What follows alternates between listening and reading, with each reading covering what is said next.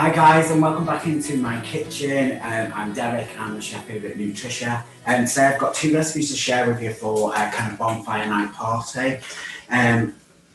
If, like me, you go and see bonfire or fireworks, you kind of want something that you can make ahead of time, come back, heat it up, and then you know you've kind of got your meal kind of ready. So that's where the inspiration kind of for this comes from.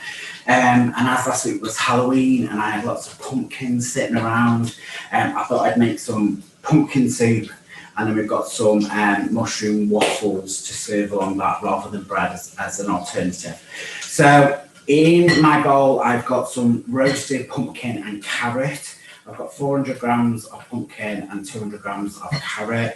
All I did with the pumpkin was slice it in half, use a teaspoon and scrape out all of your seeds and all of the flesh, cut it into wedges, rub them with oil, put the carrots and the pumpkin in a roasting tin, and put them in a 200-degree oven for about 30 minutes. When they're cooked, you'll see that they're really soft. They'll start charring around the edges, but that's great because that's flavour. When they come out, all you need to do then is just take off the flesh, and that's really easy. I just use a table knife and just cut along there, and the flesh comes out. As you can see, really soft, and then you can just chunk that up, and then that's ready to go into our soup. I'll just wipe my fingers. So that's the roasted pumpkin and the carrot. I've got 2 cloves of garlic. I've got 2 teaspoons of low-profile mix because I'm going to use this to slightly thicken it. I want this when it's pureed to kind of be a velvet texture. I've got a pint of vegetable stock, and I've got 200 mils of Sno-Pro. In my pan already, I've got 25 grams of butter, and I've got 1 onion that's just been sweating, and this takes about 10 minutes because you want it to be kind of translucent. Don't cook it too much so it kind of goes caramel colour. You want it just to kind of stay translucent. So that's the onion cooked. I'm then going to add in my garlic. And you can use garlic crush, or you can crush it with a knife. Just fry that just for a minute or two. The reason I don't put that in the beginning, because the onions take about 10 minutes, and if you put the garlic in the butter, the garlic tends to burn and it will leave a bitter flavour, and this is quite a sweet soup, so I kind of don't want any of them bitter flavours in there. So then into that, I'm going to add a teaspoon of paprika. Again, because it's got that sweet flavour that we need, and it adds a little bit of colour. I've got some mixed herbs which I'm going to pop in. I'm going to add some pepper at this stage, and a little pinch of salt. If you don't want your onions to burn at the beginning, if you sprinkle them with salt, that will release the water, and then that will stop your onions from burning in the beginning. So again, just fry all them off. Smells amazing. And then I'm going to sprinkle in the low-profile mix. Again, this is going to help make a roux, which is going to kind of thicken it. You've seen me make white sauces and bits in the kitchen with this. The low-profile will absorb all of the butter. And then when it's cooked, you'll see it kind of all clumps together. It's kind of ready for our stock. So I'm going to pop in our vegetable stock, and then I'm going to shake the Sno-Pro, and I'm going to add that as well. Again, that's pint of vegetable stock and then 1 carton of Sno-Pro. You can use a low-protein drink as well if you are watching calories and cutting down. So bring all that, stir all that together. And then what I'm going to do is I'm going to add all of our pumpkin and carrot.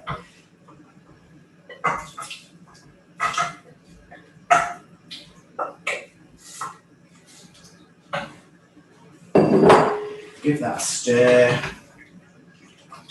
I'm going to bring the heat up just to get that to boiling point, and then we can turn it down, and then you're going to simmer it. You only need, because the vegetables are cooked, we just need to kind of incorporate all that together.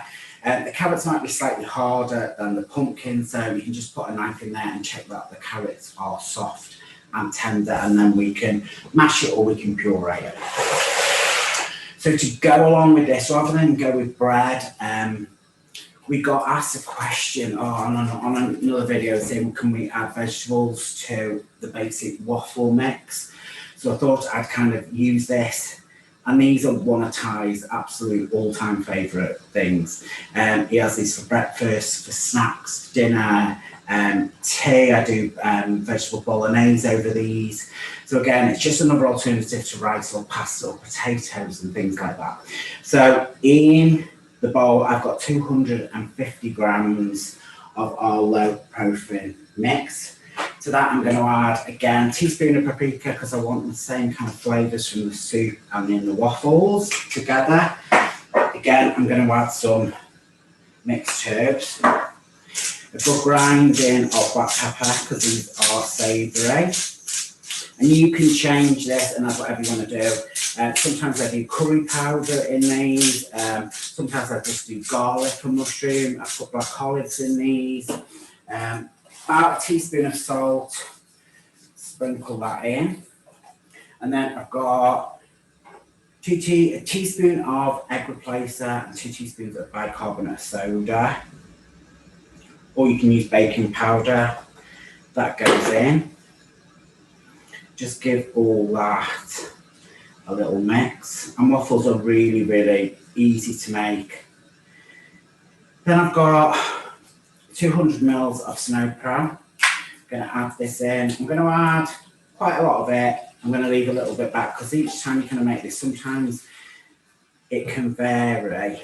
We're going to add more mushrooms and we're going to add some cheese to this. So we want it to be loose enough to be a batter. You can add tomato puree to this. The Wiltshire oyster really with waffles, and these savoury ones are great. And if you want to add exchanges into these, you can do some cauliflower rice. You can also do some sweet corn or peas. So we've got our thick batter. I'm going to then add in 125 grams of grated mushrooms. These are raw, and I've just used a box grater to grate them in. And then I've got 50 grams of a low-protein cheese. I'm using a supermarket mozzarella because it melts a lot better than some other brands, but you go with a brand that suits you. And just stir away, just combine all that together.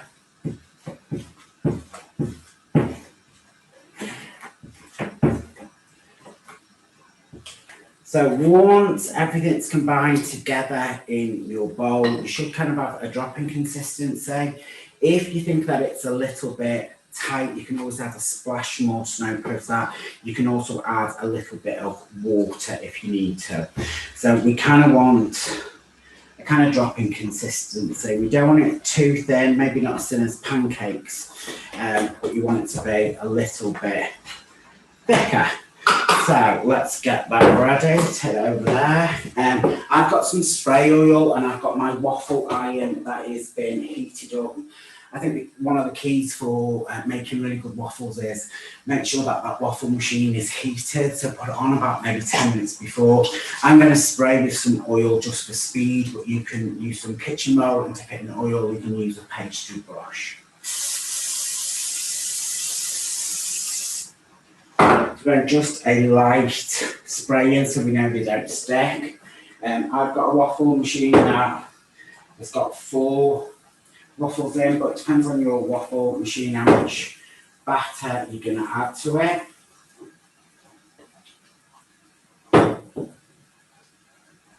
Mine's maybe about 4 tablespoons per.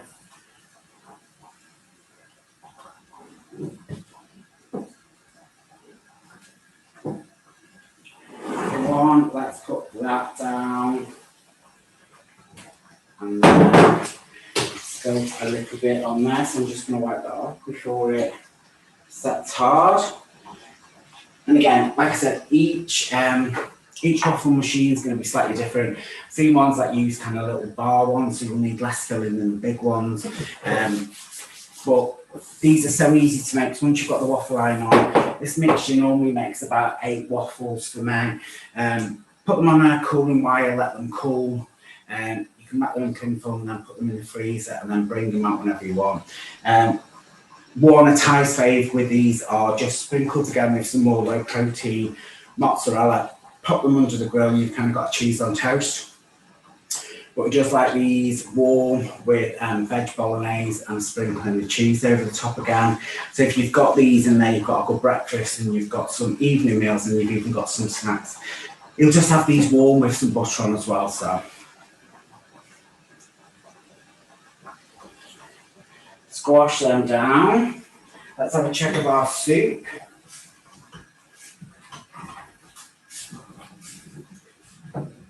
That's looking lovely. I'm going to just reduce that and I'm just going to simmer it again. You can pop a lid on if you want, but I kind of like this thick, chunky soup. So my waffles are going to take about 5 or 8 minutes. The soup's got about 10 minutes left, so let me cook everything and then I'll come back and show you what everything looks like. So guys, our second lot of waffles are in the machine. They do take about 8 or 10 minutes just to kind of go crispy on the outside, especially with my waffle machine. The soup is cooked and I've just turned it off and allowed it to cool slightly before I blend it. If you don't have a stick blender, because the vegetables are really soft, you can use a potato masher or veg masher and literally just mash that and you kind of get a nice chunky texture. You can chop the vegetables up small at the beginning if you want to keep the vegetables whole. But I'm just going to whiz this because I like it smooth. So I'm just going to, let's turn on.